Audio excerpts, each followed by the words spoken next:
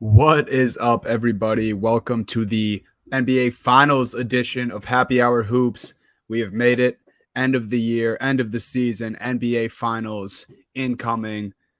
Happy Hour Hoops here. Dunny and Jake, as always, here to break it down. Always. I'm all over the place right now because I'm still excited about the Boston Celtics being in the finals. Lots to talk about today.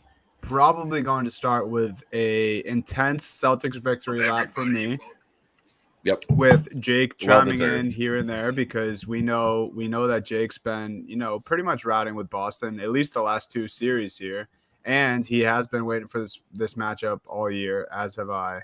Obviously, we'll preview the finals, and then we'll talk a little bit about the exit of Miami, what's next with them.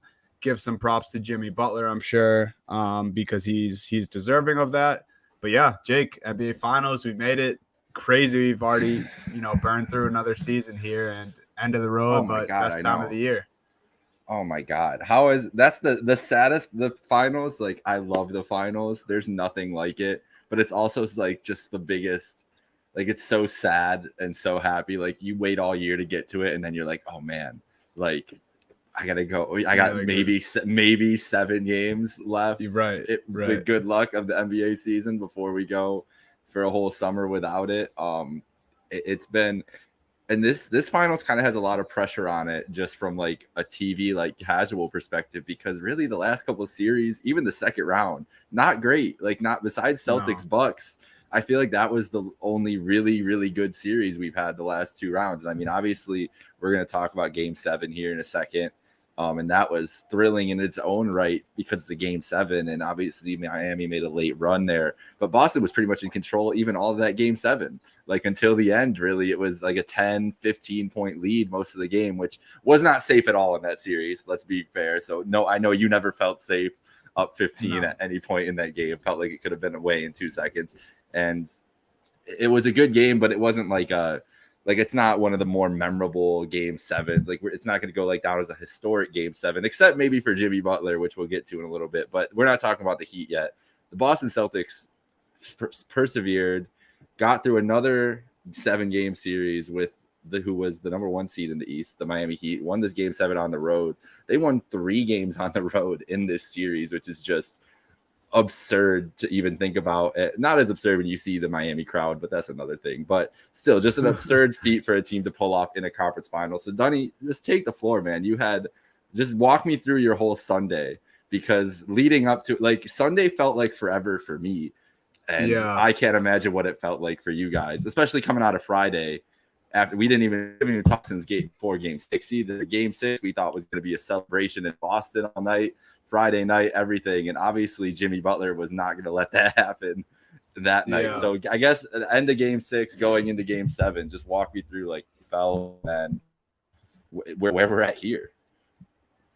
Yeah, so real quick, going into Game 6, I was confident, not even thinking that we'd automatically get it done at home, but just the fact that we have two more games to go, we just need to win one of them and we're good. Yep. So that was kind of my thought process going into Game 6. Then after Game 6, all of that got thrown out the window. I still had confidence in the Celtics, but I did not know how to grasp Game 7 at that point because I was like, Jimmy Butler just put 47 on us, and apparently he can do it by himself because that's what he was doing the whole series. He willed this series to 7. So that going into Sunday, then I was rattled just thinking about Jimmy Butler, him Yeah. obviously being healthy again, knee looked fine, and just All right, worried that so that would was happen that was the again. one thing. Were you thinking going into Game 7 that Jimmy was going to do it again, or that was like his, like Game 6 was him unloading the clip? Because I was under the impression no way he's going to be able to pull this performance off again, and then obviously he pulls off a pretty similar performance as he did Yeah. in Game 6.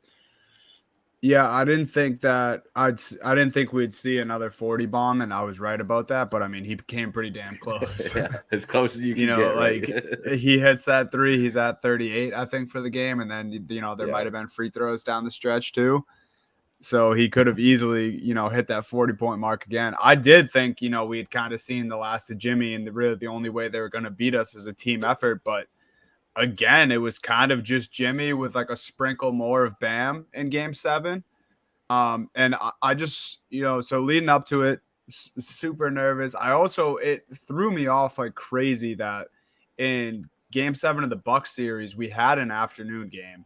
But this whole series, I hated how the times didn't change. Oh my god, So like 8:30, man. Sunday, Oh my just like gosh. waiting all day on a Sunday. Like, thank God it was a holiday weekend at least. So like, Yeah, that's true. most people didn't have work the next day. I was fortunate enough that I did not. But yeah, I was just rattled all day. Finally, game time comes around, and the start that the Celtics put on, I think they were up like 31-17 out the gates.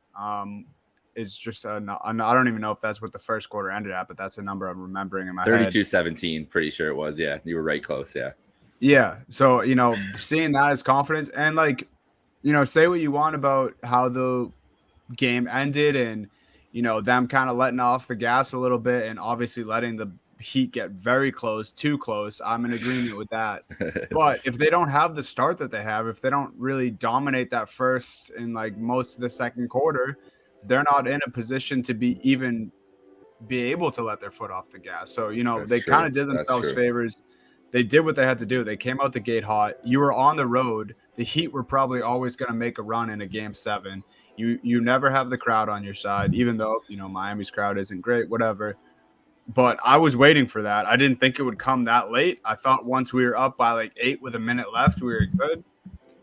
Lowry, Butler, and Bam had and Strus, obviously, with that huge shot, had other plans. Fucking Strus, man. How I was so mad when he hit that shot. I was this is unbelievable. Because that's what he was hitting. And his only other 3, I think, that he hit was that one that bounced all the way around the rim and then came up, hit the backboard, and went back in. Yeah. But, all that considered, it really just shows how resilient this Boston Celtics group is. It's been their identity all year long. I mean, they were the 11th seed in January. No one believed. Everyone said to blow up the team. I mean, you had like the best of the best of NBA analysts saying, the Jays will never work. When are we going to trade Marcus Smart? Everything. Just the amount of the fact that conference finals appearances were being used against the Celtics earlier this season is crazy, because they've been to X amount as with this core and haven't been able to get over the hump yet. And here they are. They get over the hump. All props to Brad Stevens, and this year, not calling it quits at the trade deadline, making minor moves to make the Jays and the Boston Celtics better. And credit to Danny Ainge for not blowing it up, the past 2-3 years, when for sure he could have easily done that. He could have been like, Jaylen Brown, good piece. Can we get a star for him? We know that there was at least rumors that could have happened a couple times. Mm-hmm. But Ainge and Stevens stayed the course. And here they are, winning a game 7 on the road to advance to the Eastern Conference Finals.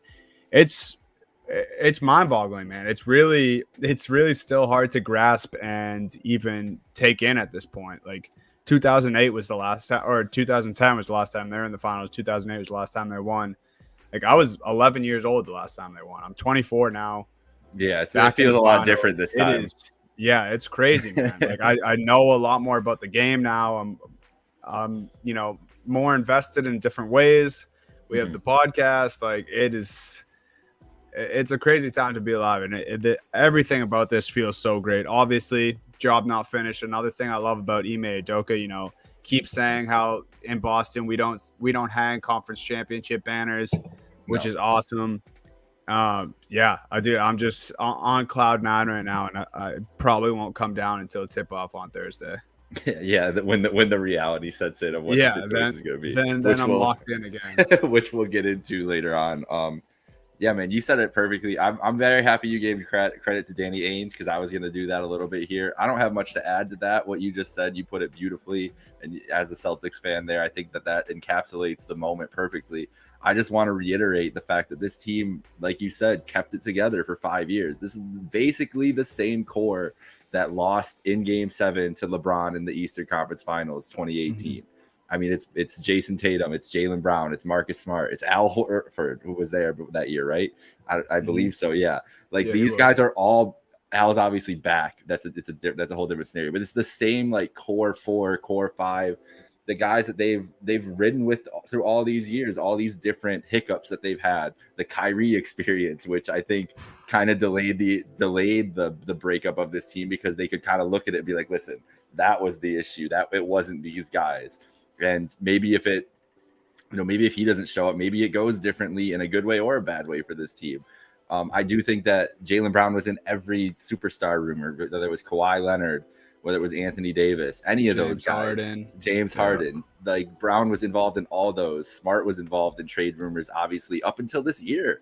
Like, he's Defensive Player of the Year, and there was talks about getting rid of him at the deadline to try to rework this team, because, like you said, 11th place in the East. They were 500. We were talking about how over 200 games they were 100 and 100 in their last 200 games, and they clearly flipped that on its head in the second half of the season too. Like, there were just all these things that was like, this team just isn't working. It's not that it was bad, but it just wasn't good. And then it all flipped. There's a lot of good reading and stuff that you can talk about. There's a film session I read an article about between Ime, Jalen, and Jason Tatum earlier in the season that they point to, which is around the time where the tweet came out, the energy shifting, whatever it was. This is what this team, the players only meeting, whatever. This is what the vision has always been for these, at least these two stars. Even throw Smart in there. What a star team could, like, what a real contending team could look like around them. A defensive juggernaut who clearly can get hot offensively at certain times. I think, and that's what they've always wanted to be. That's what Brad Stevens wanted them to be. They've had great defensive teams in the past. Ime's been able to take that to another level. I think that also comes with just these guys growing into the defensive players they are. I just want to give credit to the organization for sticking through, because how many teams blow it up after a couple years of disappointments, even getting close to the precipice, blow it up after getting to those points, and this team never did. And now they're in a position to win an NBA championship. That's all you could ever ask for.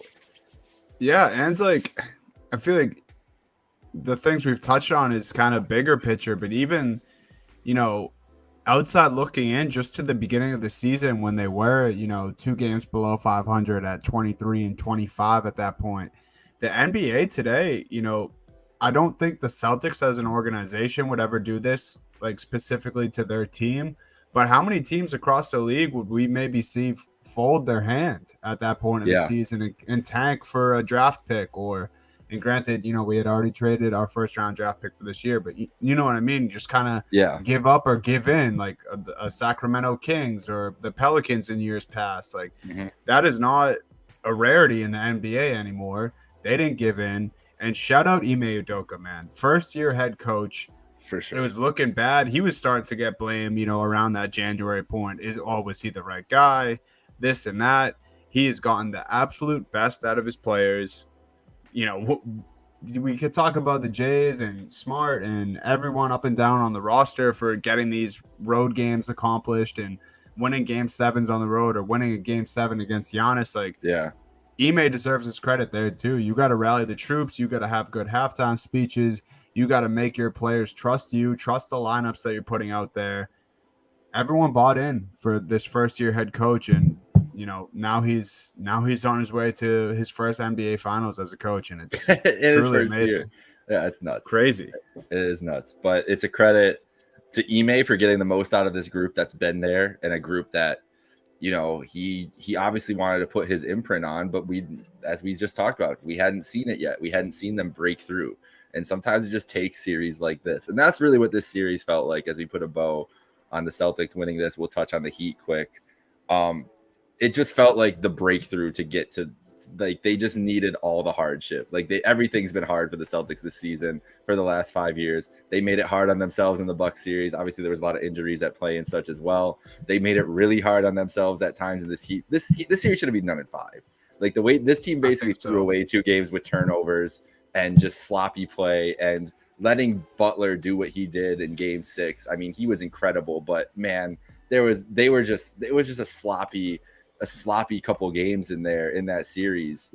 And that's more of a credit to the Celtics, I think, because that's how damn good they are really as a team. Like, they've basically been up double digits. I don't know how many games in this playoffs, but it feels like at least every other game they're up by double digits, or at least at one point in a game they're up by double digits before things kind of spiral out in different positions. Like, this is a team that's been dominant in spurts throughout the playoffs, not just good, like dominant. And even though they've had these 2 7-game series, you can clearly point to some of these games and be like, this is what happened. Like, this is not something that is typical. This is an anomaly for how this team usually plays. And I think that's really the biggest thing I'm looking at going into this finals. Yeah, I think you're right. I think every game except one, and in the Miami series, in particular, they led by double digits. Yeah. Just and that one game where they crawled back was the only one that that didn't. Yeah, so let's give some discussion to the Miami Heat here, as they Jeez. Man, I never thought that was going to go 7. I thought it was going to be outdone in 6, no matter what. Friday night, I was as confident as ever that game was going to be done. Yeah. I didn't think Jimmy Butler had it in him. And I just want to give it a shout out to Jimmy Butler for putting on 2 of the most historic performances, one in a win and one in a loss. We'd remember the game 7 if they pulled that out, especially if he hit that shot to go ahead. We'd literally remember that forever. I don't want to dwell on the shot too much. I didn't agree with it. I understand why you'd want to take it. It's a transition, wide open 3. Jimmy Butler's not a great 3-point shooter, but man, he was killing it for 2 games. Like, he was pretty much 50% for 2 games. So it's a good look. I understand why you want to take it, especially you make this shot, you're probably going to the NBA Finals. That's what he's thinking. Like, they trust their defense. Oh, I think they win hands down if he makes that shot. Yeah, but for me, like, with 20 seconds left on the clock and you can get a shot up, I'm just more partial to wanting to at least I don't even care about a timeout or anything, but at least like set up or at least get the clock stopped and try to draw a foul or do something rather than a pull-up 3. Just like, it's the most frustrating. Forward. Yeah. He and late in the game, like, he didn't have his, like, it fell short after playing all 48 minutes. Yeah, there's a reason it fell short, because he was out of his legs. In that moment, he didn't think so. Legs. Yeah. It's not like I'm not hating on the guy. Like, I understand why he made the decision. It just doesn't. It's easy to look back and nitpick it, but in the moment, even like as it was happening, after he took it, at first I was terrified. I was like, oh shit. I was so scared, bro. And then I was like, that was dumb. Like, I was texting anybody. I was like, that was a dumb shot. He shouldn't have picked up that shot. He shouldn't have picked up the dribble, everything. I just didn't agree with it. And I think it's a sad way for them to go out, because he's a guy who prides himself. Literally earlier in the series, he's like, I wish I wasn't taking any threes. And then you take a 3 to go to the NBA Finals. It just seems like he got caught up in the moment. And if he hits it, he's a hero. He doesn't, he isn't. So that's why we're talking about it, whatever. But it wasn't true to Jimmy's identity, that he's told us what his identity is. That was the biggest thing that bothered me about it. Mm-hmm. Yeah, I think I'm pretty much in agreement with you. I lean a little more towards like being okay with the shot.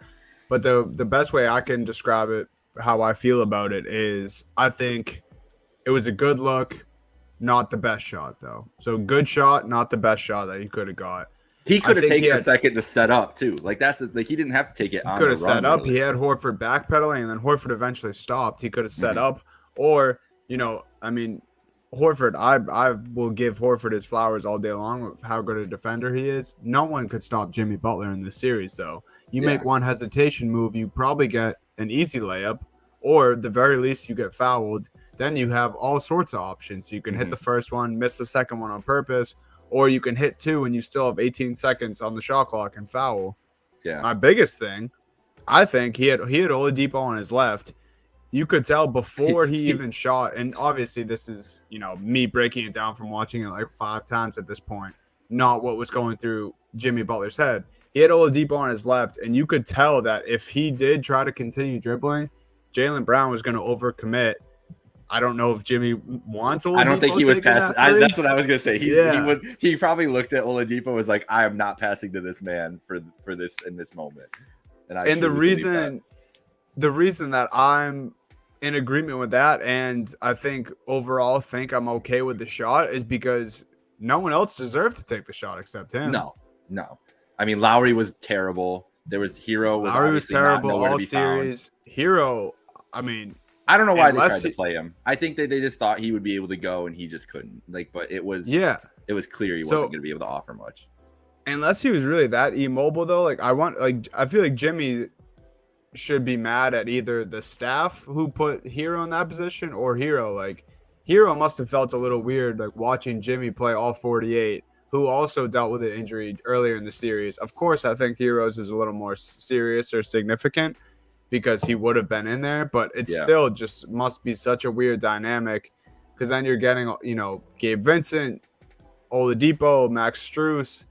Like, obviously Jimmy's taking that shot and he deserved it. So I agree with you where, like, obviously not the best look that you could have got, and it's really, really, really do or die in that situation, but no one else deserved to take it except him. So no, I wouldn't have wanted anybody else to take it. And that's why I'm okay with it. Like, in the moment, if I was a Heat fan, I would have been losing my mind at him taking that shot, taking a couple days, like looking at it again, looking at the totality of the situation. Like you mentioned, the way the game had been playing out, it was a good look. It was the best look. It was the best 3-point look to win the game they were going to get. Like, if they ran a play, they weren't getting as clean of a look to win the game like that. And I'm sure that's what Jimmy's thinking too. He's like, what, we're going to run a play for fucking Max Strus with the season on the line to hit a 3. Like he knows what also he knows what Spo is going to want to do. Like, this is a guy, like, in this moment, he's probably not thinking all these things, but I think he is thinking at least a little bit of this. Like, I want to be the guy to take this shot because he knows that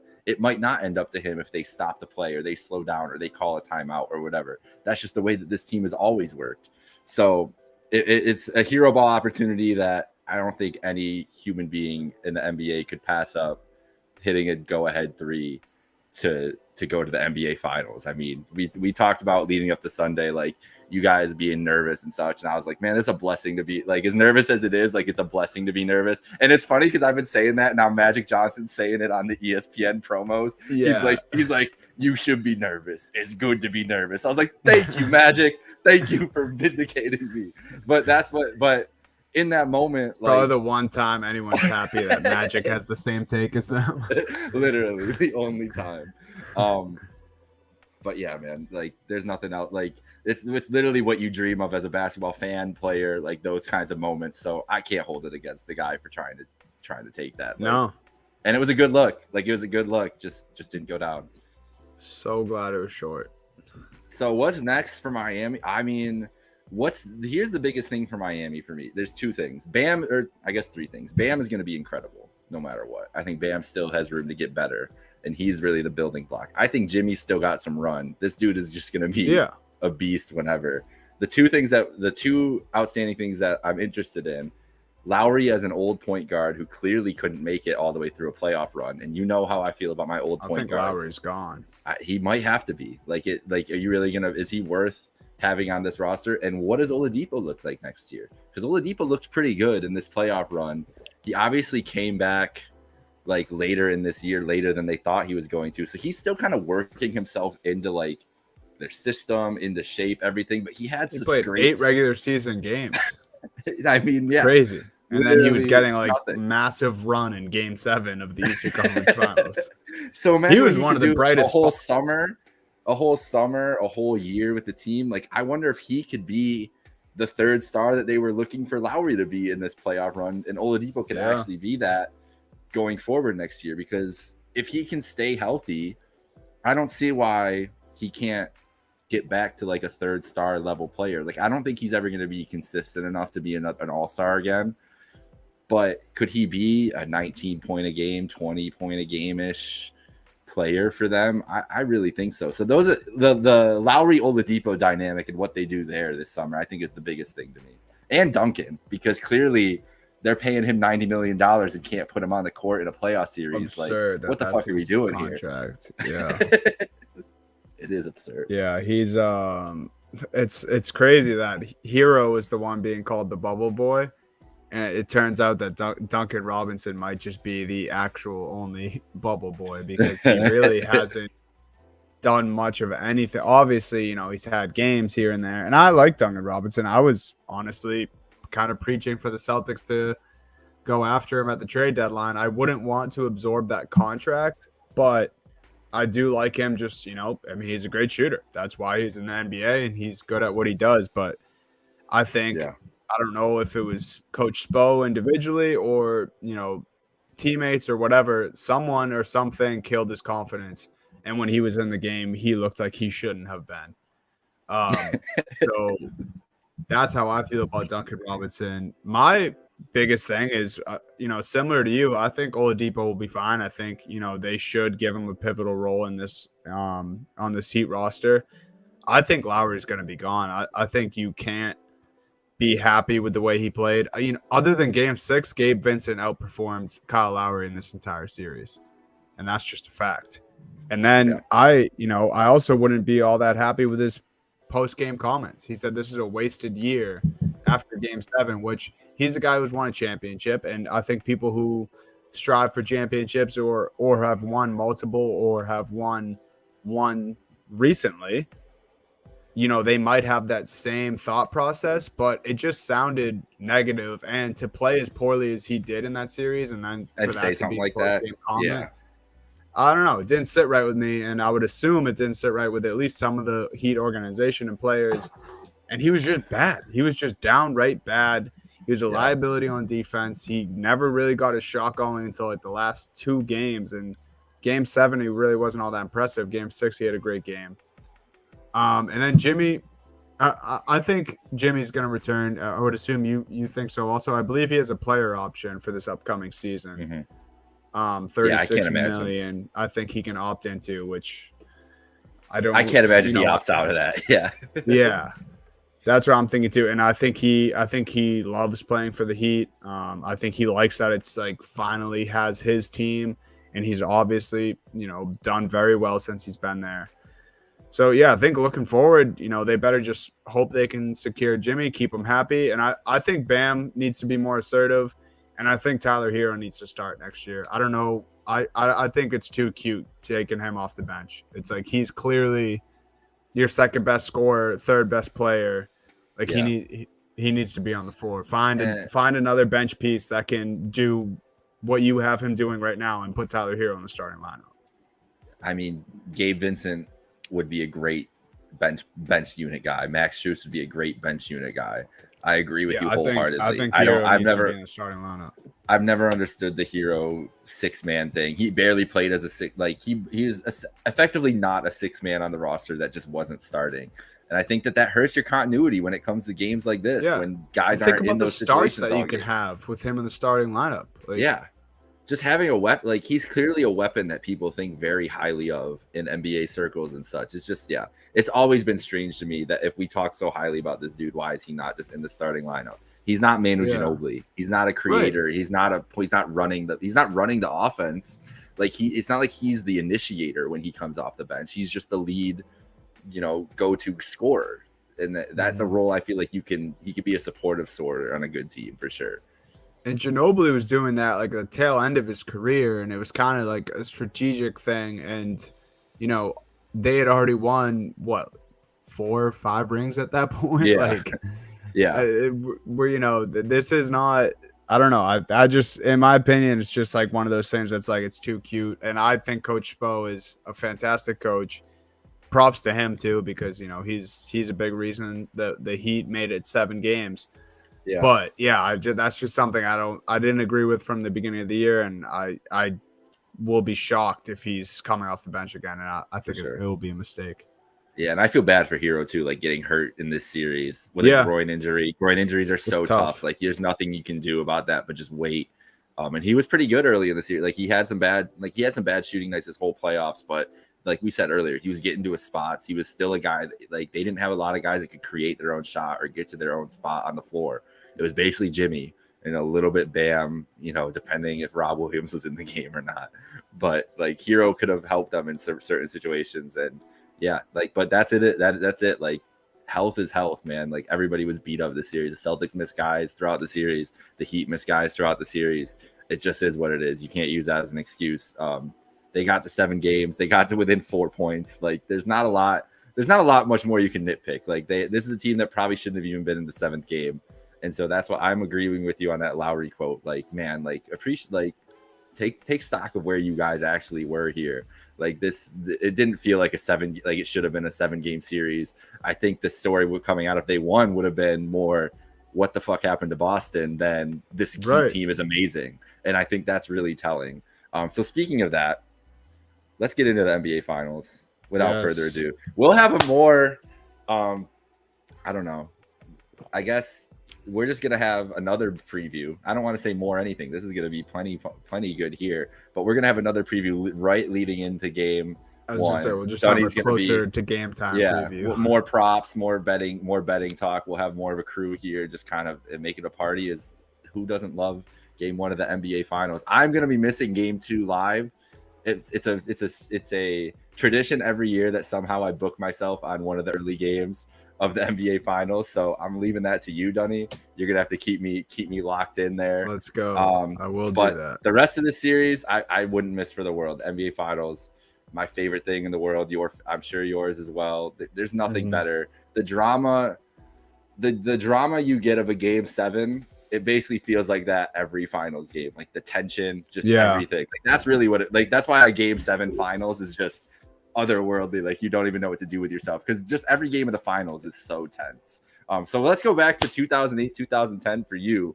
So what do you remember from watching NBA Finals that the Celtics have been in that you think is gonna like feel similar, or that you think has changed in the last 12 years? Because that's a long and other fan bases are looking at Celtics fans today and like, what, 12 years for like, quit complaining, blah blah blah. But like this is a team that's been there basically every decade of their whole lives. Like it's a different stratosphere. So I want to hear how you guys feel about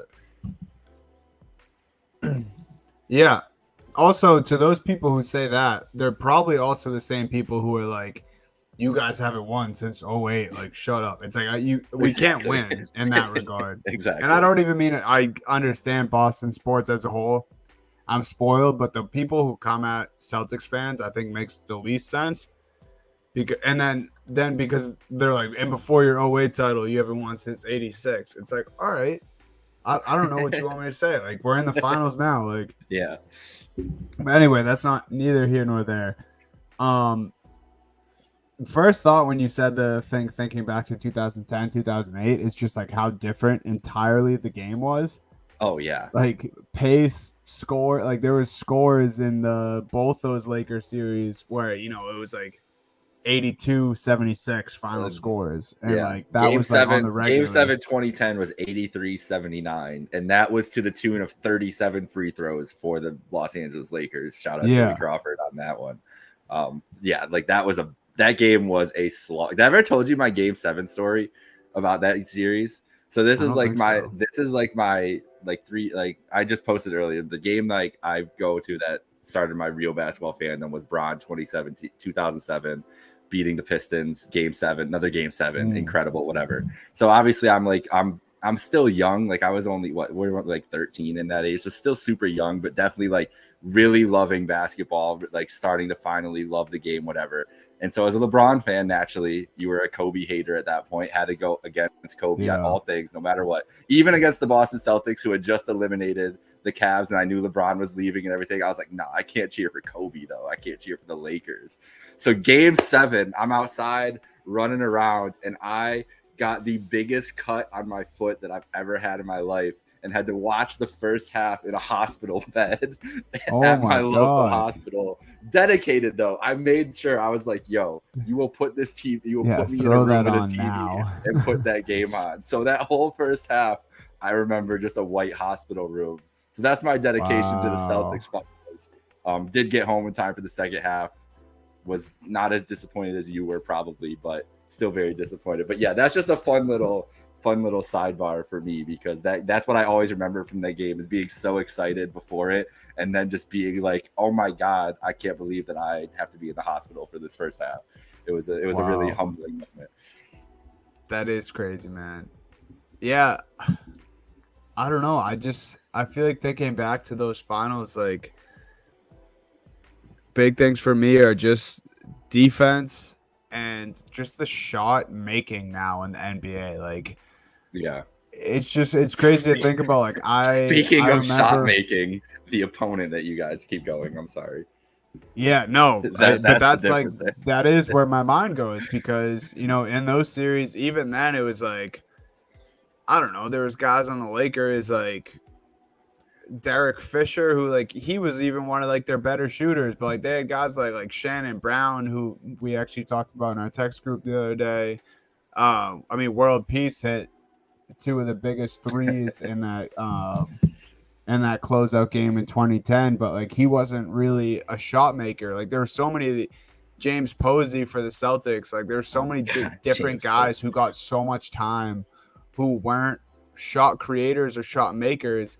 And now it seems like every guy in the man rotation, 9-man Yeah, rotation like if you don't for have all like the playoff five teams shot, this year, if you don't have yeah, like five like, shot creators, you're screwed. Yeah, it really is wild. Like I think probably the only guy who I wouldn't consider like a shot creator on the Celtics right now that is playing in these playoffs is Rob Williams.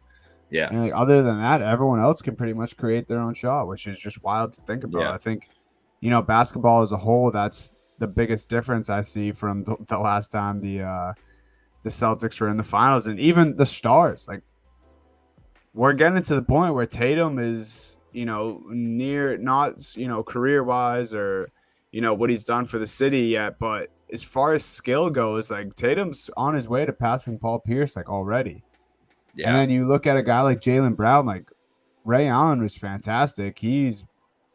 And obviously I'm not saying Jaylen Brown's past Ray Allen yet either, but Jaylen Brown's skill set is a lot more versatile than Hmm. what Ray Allen had. Yeah. So I don't know. It's just crazy, this duo that we have, and then going up against the duo that the Warriors have. It All is right. it is So going to be yeah. a bonkers So finals. that was my next question for you. As I've told you many times on this podcast and any other time about how terrifying it is to play the Golden State Warriors in a NBA Finals, and now you guys are just lucky enough that you get to experience the same thing. So, what are your thoughts heading into a series with the Warriors? Just knowing what you've seen from them from the outside looking in perspective. In past finals. I mean, let's talk about the Warriors for a second. 6 finals in the last 8 years. They obviously Crazy. dispatched of the Mavs. I saw a stat that's it's only the Lakers, Bulls, and Celtics are the only other teams who have made 6 finals in 8 years in NBA history. So it's literally they now that is the Mount Rushmore of dynasties. The Warriors are the 4th team in that. I don't care what anybody else says. Like that is the fact. Unless you want to put LeBron's face up there next to like Lucky and the Lakers logo and Jordan. Like that's the only really other option you could do. This team is it's an incredible run of greatness. So what's your feeling going in, just knowing what you've seen them pull off in finals and just this year too? Like this team is obviously much different than those dominant teams in the past, but they're here for a reason still too. So I guess the positives for the Warriors, but the negatives for me, I'll start with. I mean, Steph and Clay it's basic. They're unbelievable. They're the Splash Brothers for a reason. We saw Clay still has what he used to have, towards the end of that Mavericks series. So, that's something to watch out for. And thinking about and talking about, double-digit leads in the Heat series for the Celtics and, kind of having a bunch of blowout wins just in the playoffs so far. The flip side of that, the Celtics can't get down by double digits because they're not going up against a team where it's easy to chip back against. They're not going up against Kyle Lowry this time around. They're not going up against a bunch of undrafted guys. They're going up against the Golden State Warriors, well coached, a top 10 player all time, in my opinion, on the other side. Great defense on the other side as well.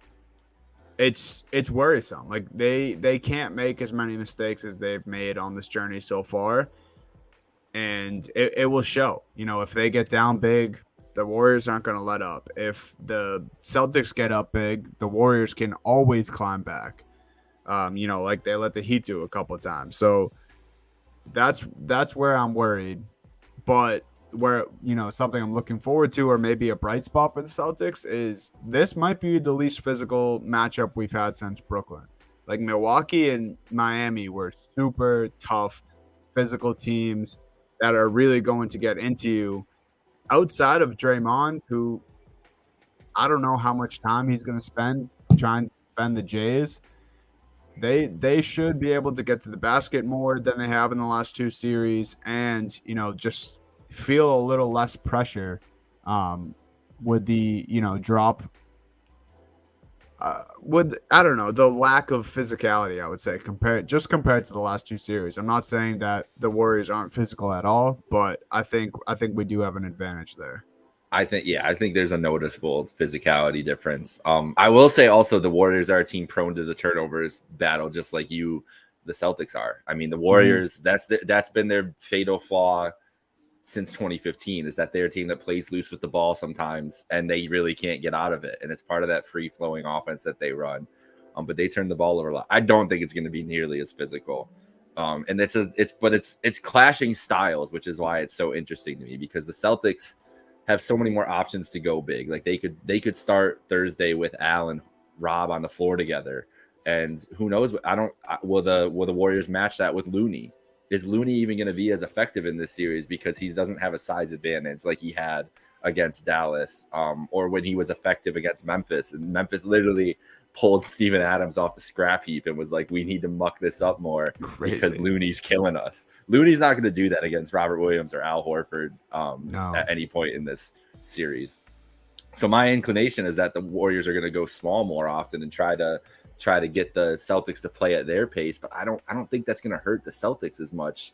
Like, unless getting Rob Williams a space is not a good idea. It's not. And so also, I just wonder. Go ahead. No, just going off that point. If the Warriors elect to go small, that doesn't mean that the Celtics will take Horford out of the game, which is the craziest part. Like the Celtics will play small with Horford at the 5, and like he's more than willing. The best matchup switches. The best matchup in this series for me is Horford versus Draymond, because I think they're going to be matched up pretty much 100% of the time. I can't imagine either team not wanting them on the other guy, just the way that their size is. And just like you said, if it's a lineup where maybe Rob's not out there, I feel like Al and Draymond would be the two small ball centers there and would be going at it. Mm-hmm. I'm just very interested to see what those two do matched up against each other, because they're both so smart, and obviously have huge roles in the connectivity of both offenses and defenses. But really, the offenses, specifically with Draymond, we know how much of an effect he has on the Warriors' offense and the flow of their game. But Al too, Al's playmaking, and Al just hitting those spot up shots, or being able to get out of those situations when someone's on him. Like those kickouts to Al are so important, especially when Tatum's getting all the attention he's going to get. Which I imagine the Warriors and Celtics defense for both Steph and Tatum are going to be similar, in that it's going to be triple teams and sending everybody blitzing pick and rolls. Like they're just going to take the ball out of those two guys' hands and make it beat you all game. And that's what I feel like it's really going to come down to. Both those guys are very capable of that, obviously, but I can't imagine Boston defending Steph any other way. I can't imagine the Warriors defending Tatum any other way. But what do you think about the two stars and how you think they're going to get defended in this series? Ooh, yeah. I mean, I think Tatum's been seeing double teams all playoff long, and he's only really improved in his playmaking when being doubled. Obviously, if there's a few outlier games where he turned the ball over far too much, and I think he was trying to do too much at that time. I think we'll see doubles. I'm curious as what the Celtics will do to Steph, though, because on the Brad Stevens coach teams, where they did have success against the Golden State Warriors, they kind of just elected to keep Draymond open and just let him shoot from outside whenever he wanted. Good decision, yeah. Yeah, and they would double Steph and Clay when necessary. But this is obviously the best defense we've had, since Brad Stevens took over and till this point. So I think we'll see a lot of Derek White in this series. I think there'll be a lot of help on Steph, but I think they're just going to throw White and Smart at Steph all game long and really, really, really try to bug him, because Smart's a better, perimeter one-on-one lockdown defender. I think White is better at chasing people off ball and like staying with shooters on the perimeter. He proved that in the Heat series. He was staying with Strus, Herro when he was healthy, Duncan Robinson when he was in there. Even Oladipo, Derek White was really good at that, and I mean, he kept himself in the game with his offense and hitting shots. I think we'll see a lot of Derek White on Steph when Smart's not able to, but Smart and Steph is just that alone is must see TV for this entire series. Like that's going to be so exciting, man. A lot of drama too, obviously with the injury. Yeah. Well, not. I mean, Steph. The injury was real. The intent, I guess, is what is the quotations Right. there with that whole drama. I'm sure Warriors fans are going to give it to Marcus Smart as much as possible. You know, it's some sneaky drama that I'm actually looking forward to. You reminded me of it when you brought up the Horford and Draymond. I think Grant Williams and Draymond will go at it at least twice this series. Honestly, I want Draymond to just punch Grant right in the face. It would make me so happy. It would make he probably will deserve it. He'll probably deserve it. No, that's the thing. He already does deserve it. He already does deserve it. Just he talks. He talks, and like everyone else kind of let him get away with it this playoffs.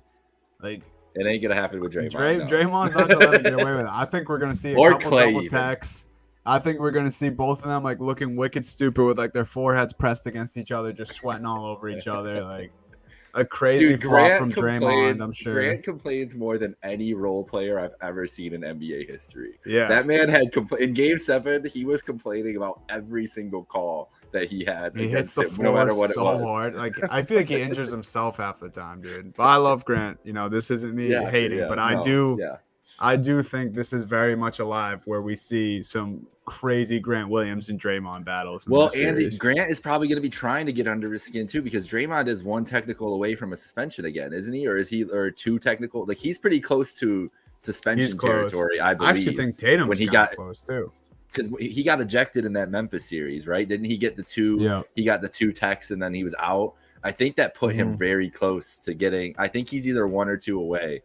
That if he gets them, that he's suspended, and we've seen that 2016. That obviously was the big game-changing thing in that series when he was out Game 5 or out Game 6, whatever game, I don't remember it. I think it was Game 5, pretty sure. So that's something to watch for with him too. Another thing I want to talk about here is Brown, and is you mentioned Clay and Jaylen Brown, obviously the two co-stars to the superstars. Clay. Shout out Jaylen Brown, man. Clay, I mean, just what incredible. Like the thing I'm worried about with him though is, and with Clay as well, and they're for much different reasons. Clay obviously coming off injury, whatever. They've both been inconsistent all playoffs. Jaylen, I can never know which game is going to be the good Jaylen game or the bad Jaylen game. I feel like I predicted them wrong all playoffs, so I'm going to stop trying to guess what they are. Clay had an amazing Game 5. He's had some amazing spurts, but I don't know if he can get there all the time. Now in the NBA Finals, did he turn a corner in that Game 5, and now this is like just such a relief off his shoulder for him to finally be there and he can kind of play freer? I don't know. I'm interested to just see like how those two support their stars, because they're both going to have to come up with huge games at some point in this series for them to win. Jaylen's been inconsistent. Clay's been inconsistent. What do you think about those two specifically? Yeah, I think a lot for the Celtics is riding more on Jaylen than Clay for the Warriors. I agree with you that Jaylen's been inconsistent, but I think like his point totals and his scoring has been steady enough where it's almost seemed consistent. And the parts where he's been inconsistent is kind of falling asleep on defense here and there, and then obviously the turnovers. I mean, that the dribbles, the turnovers is the biggest thing. Yeah, it's pretty much the only thing. But it just so happens to be something that's inexcusable in playoff basketball, let alone now we're in the finals and against a team like the Warriors who likes to get out and run and will kill you if they get out and run. Yeah. So I'm in agreement there. Like he cannot play like that, but where I will give Jaylen his props is I think he's been the best number 2 throughout these entire playoffs.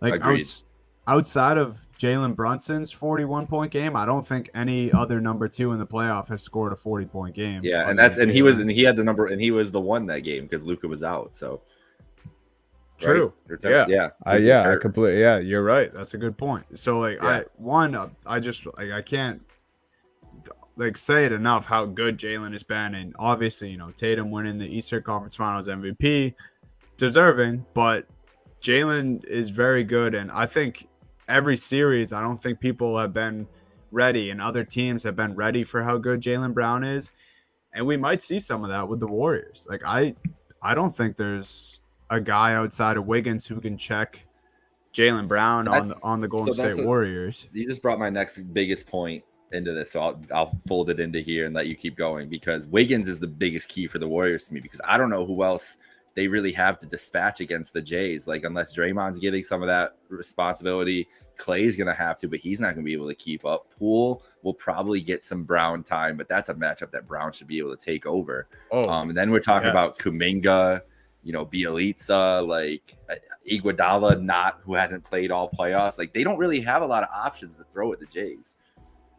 As you're drinking water there. Sorry, I should have kept my point going a little longer. But you know what I mean? Like, like that, they really don't like that. My biggest key, like if I was thinking of the number one player who could really flip this series for either team, it's Andrew Wiggins. Because if Wiggins plays like a superstar, like if he plays like how we've seen him capable of playing, where he's putting up over 20 points a night, he's a menace defensively, he's getting all kinds of boards, whatever. It's going to be a hell of a time for the Celtics to have to worry about Wiggins doing Wiggins shit on the wings and then all those guards and the shooting and everything. But if Wiggins is just over there, we've never seen Wiggins in this moment. We don't know what he's going to look like in this kind of moment. He's faded away in a lot of them, to be honest. So if he's like a non-factor, then you're asking Clay's not smaller, but he is smaller than those guys, like three smaller guards to go through a physical matchup and put up the scoring against this team, this defensive juggernaut.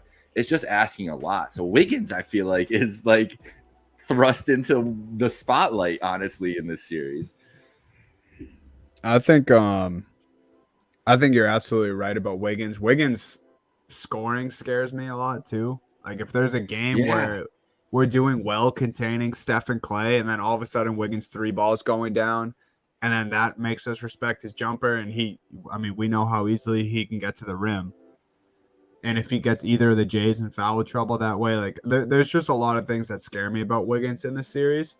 So I'm worried there. And another guy you brought up earlier, when we first started talking about the Warriors, Kuminga, I think, is the biggest X factor for me. I don't know how much run he's going to get, and like this could end up being a stupid take, but he's a guy who is 19 years old, fearless, really, he actually might be 20 now. I don't know. But 19, 20 years old, fearless. He's played great minutes when he's gotten in the playoffs so far for the Warriors. And now he has this opportunity because he's kind of like a hybrid wing forward where he's really physical, really athletic. And, I wouldn't trust him to stay with the Jays for an entire game, but he's someone who they're going to throw at Brown and Tatum when he's in there. He works the offensive glass. Like, I think this is someone that the Celtics could accidentally overlook, and he could play super well, and definitely in the first, 1 or 2 games that happen in Golden State, and it could kind of catch the Celtics by surprise. So I think Kuminga, someone to watch. Obviously, he may not see much time if Iggy does end up coming back along with Gary Payton, but we'll see. Oh, I wasn't even thinking about question Gary marks. I do think that Kuminga is he's gonna have to get some run at least in game 1 and 2, because they're gonna need options to defend. And I think that especially at home, like you said, that's a good point about 1 and 2, because he might get run in game 1 and 2, and then once they get to Boston, like, sit down, buddy, we're going with 7 guys tonight. Like, that could be the case when you're looking at that. And it could get down to, like, I could see the Warriors basically going to a 7-man rotation in this series, and this is not crunching time. Like, we're going to see that probably from both these teams eventually. Like, I could see it getting to a point where it's like an 8-man rotation with the Celtics, and basically just Poole and Looney, or Poole, Looney, Kuminga, like that combination coming off the bench, and that's pretty much it for the Warriors. Do they even have like a need/use for Bielitsa in this? I can't imagine this Bielitsa series actually shooting. Playing. Like, it's nice to have him on the floor, but I mean, that's a matchup nightmare. This is going to be if he's guarding any forward. All these adjustments in this, like, we've been talking about the Celtics defense. We haven't given enough credit to the Warriors defense. Also top 5 in the league all year long. They've been one of the best defenses throughout Steve Kerr's runs. No matter what, like that's a credit they didn't get for their earlier runs too, is how good their defense is. That's what all these matchups are going to be dependent on for both these coaches. All the adjustments, everything. It's all going to be defensive adjustments and everything. So that's where these teams both make their hallmark. That's, at least these coaches believe that they make their hallmark. It's ball movement and defense. That's why it's very interesting, because they run like the styles are different, but the tenets of the basketball that they want to play for both these teams are very similar. Yeah, their like core values are the same, but they just do it in different ways. Yeah, exactly. And it's because of the built makeup of the teams too. Like the Celtics are driven by two, big scoring, versatile wings, and obviously the Warriors are driven by guard play and movement and getting their shooters open and everything else. And it's such an interesting style matchup with these two teams, like going into the series. I'm just excited for the basketball. Like I feel like this is going to be the best played series we've seen so far by far, and I think we're going to get some really, really exciting games just from this matchup, just the way these two teams match up against each other. Man, and talking about the coaches and the philosophies of these teams, like it reminds me, I want to say like 3-4 years ago, maybe 2017-ish, Steve Kerr, gave praise to the Boston Celtics and said that this is the team of the future. Mm-hmm. Here we are 4 or 5 years later, matching up in the NBA Finals. I think this is probably one of and maybe this is a little Celtics bias, but probably one of the more highly anticipated finals matchups we've had, just because it feels a little different. The Warriors are back in. Like, I know no LeBron, which most NBA fans. Yeah, no, I would say this is easily the biggest since 2016.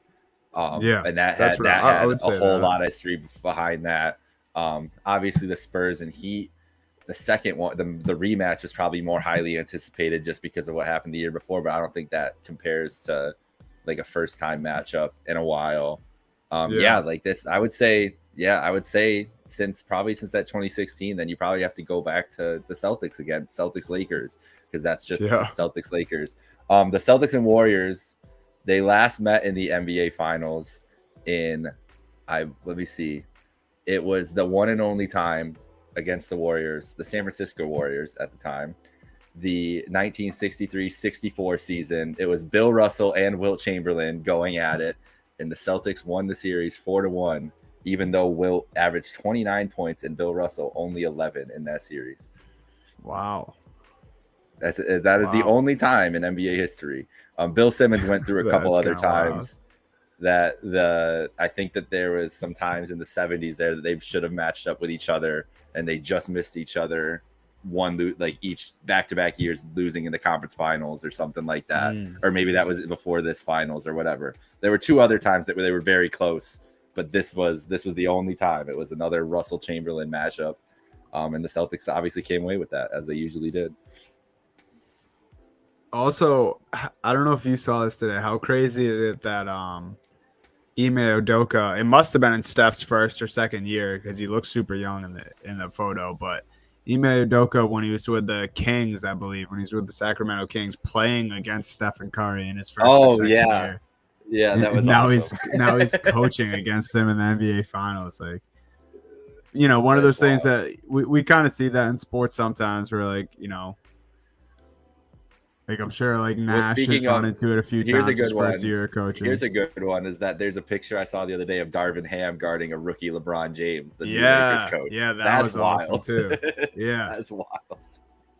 We're getting that. It's like a testament to both the greatness of like Steph and longevity of Steph and LeBron, and then it's also like the just greatness of guys like Ime and Ham who had decent playing careers and then are we'll see what happens with Ham. There was a reason they stuck around the league for a while. Like that's clear. Like even whatever happens, basketball minds. Poor Darvin Ham's in a horrible basketball situation, but the dude has been like for 3 years I've heard his names in interviews talking about how he's like the next one, like along there with Ime. Like those guys Coach always Buds came up always spoke highly of him. Exactly. Yeah. So I think that it's really cool to see those things kind of play out. I don't know. Do we want to wait till predictions for Thursday? I don't know mine yet, to be honest. So I'm kind of I've kind of needed some time. Every series I've kind of been taking game ones just to like digest because the last two game ones the Celtics have had, they've lost and then won the series in 7. So I'll have a pick before Thursday. I already put money on a pick, but that's different. Yeah, save it. That's different. Yeah, that's a good tease. But yeah, I have money on a couple different picks for this series. Actually, I posted them on Twitter, so if y'all want to go see them, like that's fine, because I was arguing with Maniac, who thought that you were tweeting from the show account. I know, defending the Boston Celtics, I was like, it's really not, but like I don't know how to just. Yeah. First of all, Maniac, disrespectful. This is the one that I can tell you. The series is not going 5 games. No, there's no way. And whatever the people think about the Celtics being tired or whatever, they got 4 days of rest. They're going to be just fine. They're going to be just, and they're the younger team. The Warriors are the old men. They're the fucking old guys. They're the guys. Aside from Rob Williams, we got fresh legs. Yeah, and Rob's just going to be hurt the whole season. But like you said earlier about the physicality, Rob's not going to be banging down low with Bam or Jimmy Butler or Giannis. Like life is going to be so much easier for Rob Williams. We saw how effective he can be in just 15 minutes of play. Like he can get you 3 blocks in 15 minutes. Like, no, obviously not ideal, but I mean, we'll take it. I'll take a hobbled Rob over no Rob. The last point I wanted to make, I meant to bring it up when we first started talking about this. This is crazy to me. This is the largest finals experience, so like games played in the NBA Finals discrepancy since Jazz Bulls in 1998. The Celtics team has every player has a combined 0 finals games played, which is crazy when you think of like guys like Horford and Smart. Like obviously I know, and like most people know that the Celtics never made it since Smart's been in Boston, but it's still kind of wild. Just like he's made the playoffs 8 out of 8 years he's been in the league. Obviously no finals games, and then Horford finally made it to his first NBA Finals. He had the longest active streak of playoff games played. It was 140 without making the finals. It's fucking crazy. Here they are. I think the Warriors team have like 123. I want to say. Yeah, it was 123. Which is nuts. Yeah, just berserk. So I don't think that matters that much, to be honest. No, I don't think it does either. But it is a wild stat. Yeah, I think that the Celtics, this team has been through enough. Like the finals, it's gonna be I don't know. Like maybe the lights get them. It'll be different, but it's always different. Yeah, the finals is different no matter. Like the energy is different. There's so many, like, just from what I've heard from players talking, like you just step on the floor and it's just like way more cameras, like way more people close together because it's coverage from. It's no longer just NBA coverage. More buzz. It's no longer just like, local beats. And then obviously as the playoffs go on, like some national writers go on, it's like every national writer, every local beat from around the country is it like every NBA team sends their beat writer to cover the finals. You got people from all over the world coming to cover the NBA Finals. Like there's just so much more energy around the whole event and the day leading up and everything else. I think that's the only thing. But once the game gets going, it's basketball, man. Like if the moment's going to be too big for them at any point, then they don't know what fight they're getting into. Exactly. Yeah. I just think that I guess here, the last thing I'll leave with you is my advice in going to a series with the Golden State Warriors. And it's just, the runs are going to come.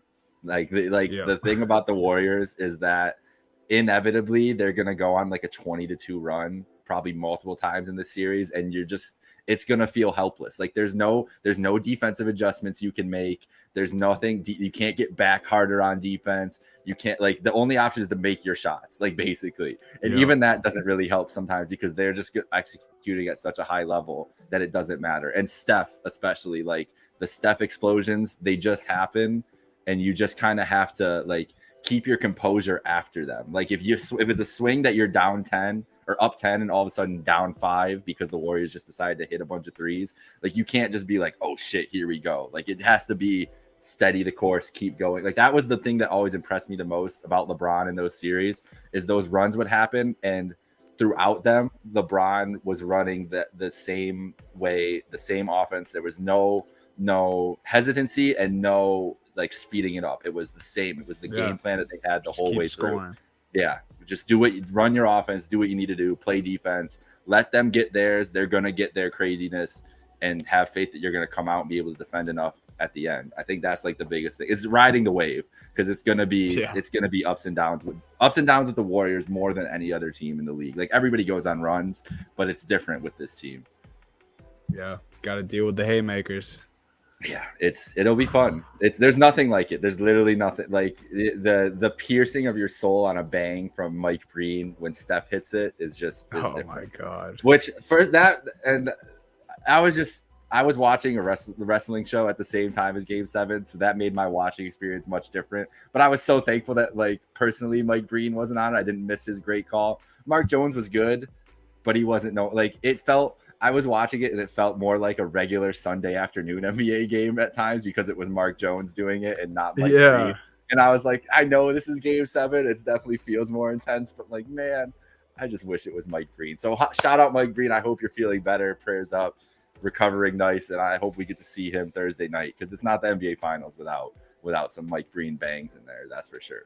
Yeah, no doubt, man. It's going to be something else, but this is why it's the finals, baby. Yes, let's go. All right, let's wrap it up here. We'll be back Thursday for our preview, our predictions, all that good stuff. We'll have some guests around. Duddy's going to be freaking out, probably sweating on this stream the whole time, but we'll be ready to go. What are your last words here? No, that's just it. You nailed it. That's exactly what's going to be on Thursday. It's gonna be a blast, though, bro. Oh my! I can't believe that. I'm excited more than anything.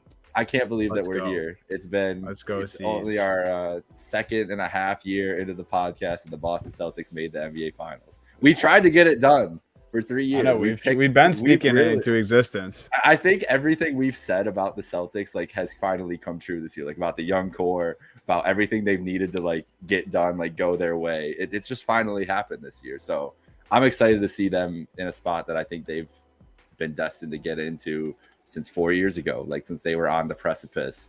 And I just really love, as a sports fan, one of my core tenets is to not break up your promising core until you have no other option. Dude. And the Celtics did that, and it's a testament to their organization. And they obviously lucked into some breaks to get the talent that they had. You look at obviously the Nets trade and the Markelle Fultz trade for Jason Tatum, which is going to go down as one of the biggest steals in NBA history. The fact that the Celtics traded back to get Jason Tatum and the first two players ahead of him are never going to be all-stars. I'll say that right now, never going to be all-stars. That is just bizarre. The Lakers, man. Bro, the Lakers were nah, we got Lonzo. We'll be set. Yeah, now every Lakers fan is convinced that Tatum's going to play in Los Angeles. He's wearing a Kobe armband one day. Yeah, okay. All right, Lakers fans.